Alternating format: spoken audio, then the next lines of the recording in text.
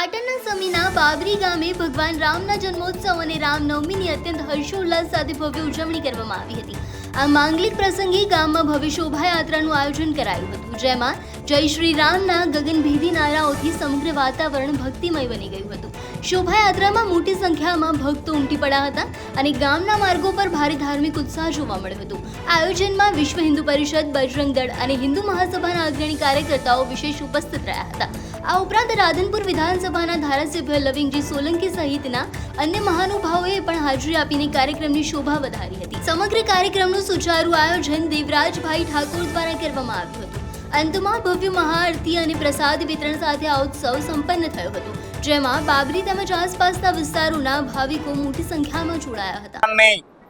અહીંયા આરતી પૂજાનો લાભ પણ લીધો છે અને સાથે સાથે શોભાયાત્રાની શરૂઆત થઈ છે। અમારે રાધનપુરમાં પણ આજે ભવ્યથી અતિ ભવ્ય શોભાયાત્રા ભીડભંજન હનુમાનથી એ રાધનપુરમાં પુરામાં પણ જવાની છે। એટલે ખૂબ જ આજે રામચંદ્ર ભગવાનની રામનવમીના દિવસે એ ભગવાનનો જ્યારે ઉત્સવ હોય એમાં દરેક સમાજના લોકો સાથે મળીને ભગવાનનો ઉત્સવમાં આપણે બધા ભાગ લઈએ। બોલો બોલો રામચંદ્ર।